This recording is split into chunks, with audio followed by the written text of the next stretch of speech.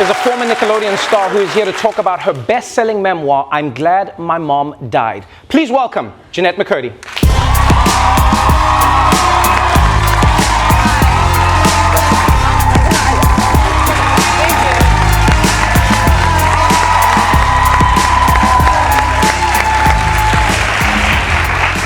Jeanette McCurdy, welcome to The Daily Show. I feel so short. My feet aren't touching. Oh, that's fine. As long as you can swing them. I can swing them around. Yeah, it's as long as you enjoy it. Oh yeah. I can lower the desk as well if you'd like. This is good. Okay, good. Okay, I can't actually do it. I'm glad you asked me to do it.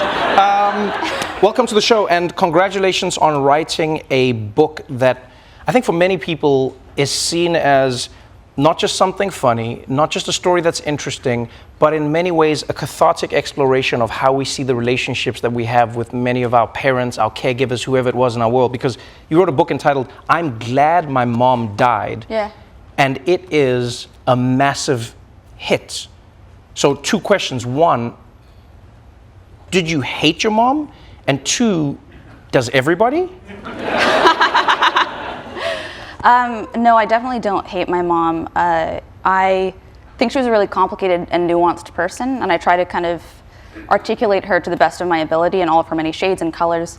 To me, her humor is really, she could say things that were so wild and at times abusive, but she just had a certain cadence and a rhythm that was so humorous, so I tried to capture that, but I certainly didn't hate her, and I think that's why it was so important for me to write this book, because getting to the place where I was finally glad and relieved that she was dead, you know, it took me so long to be able to accept that reality. And I also think that's something that people, I didn't hear anybody talking about. I didn't hear anybody saying, you know, that the sort of honest reality of what their experience with their parent was if they had a similar one. It feels like a thing that you can't say because society doesn't accept it. It's just you have to keep moms on a pedestal and we all have to have the same experience. And that just wasn't mine, so it felt even more important to express it in the book. You go through your entire journey. Many people, you know, in America and some parts of the world will remember you from iCarly. You were this massive child star, and on the camera, you were all smiles. You made people laugh. Everybody enjoyed what you were doing. As soon as you read through the book, you realize you were suffering, you were experiencing trauma. It was really abusive in how you were doing what you were doing. It feels like in many ways, you were living your mom's dream and she was making you do this. Yeah. I would love to know how you did it. Like, did you have a switch? Did you compartmentalize? Because you talk about it in the book, but you could never tell. You could never tell on screen what you were going through. No. So my mom always wanted to be an actress. Her dream was to be famous. And she would recount sort of these tales of how her parents wouldn't let her. She would camp out in front of Donny Osmond's house, bring him like posters. Chris Knight, who played Peter Brady in the Brady Bunch, she swore like, oh, they had a relationship. I think that was not true. Chris Knight, if you're watching, please let me know if my mom actually had a relationship with you. But so she was always fascinated with kind of Hollywood and the aura and the romance as she saw it. And so she put me in acting when I was 6 to kind of give, I think, in my eyes, it was to live vicariously through me and to fulfill her dream and what she had always wanted. But it seems like she subjected you to a nightmare. Because, because you were in a world where it's supposed to be fun. You know, you're making kids television, and yet it seems pretty horrible.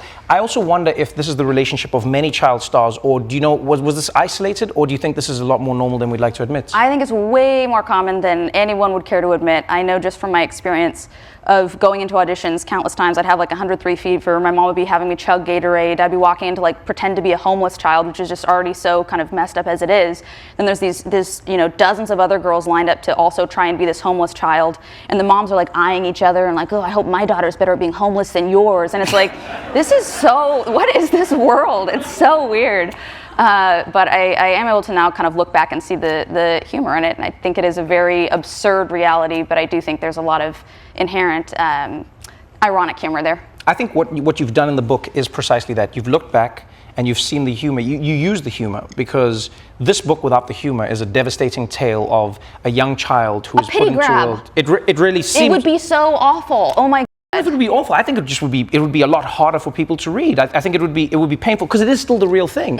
You know, I wouldn't even think of it as a pity grab, but the humor is a coping mechanism. It's a tool you're processing your life through.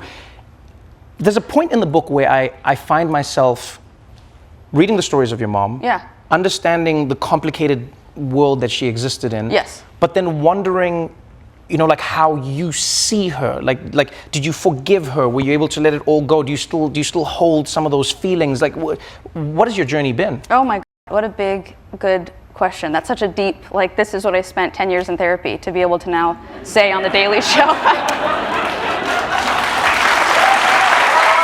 That's so cool. That's really awesome. Well, I'm glad you initially, you're speaking kind of the humor, and I do think it's a great coping mechanism, and I try not to use it as a defense mechanism. I used it that way for a long time initially when I was first kind of trying to grapple with everything, and I think that led to really unfunny choices, and my sense of humor is just sort of overcompensatory and kind of flailing and obnoxious, to be honest. But I think finding humor in those really intense moments and that those tragedies can bring levity where it's necessary. I hope I've done that. With my mom, I haven't gotten to a place of forgiveness, and I was trying to get to a place of forgiveness for so long. In therapy, I would sort of plead almost with my therapist of like, why am I not able to get to this place? What's wrong with me that I'm not able to forgive my mom for this abuse? Why am I so terrible that I can't get to that place? And she eventually said, Jeanette, what if you just kind of dropped forgiveness and didn't make that your goal, because that's you still trying to do your mom's work. I couldn't, yeah, right? I mean, that's exactly my reaction. I to Aaron, yeah. Wow. Yeah. It's a journey that I think far too many people have been on. I think a lot of the success of the book has been that obviously it's well written, obviously it's fantastically told, but it is a very complicated topic. How do you address the lack of love or the lack of parenting that you were supposed to get from that figure? Because as you say, mom is supposed to be this God, this icon of everything. Yep. Dad in some ways as well, but not the same.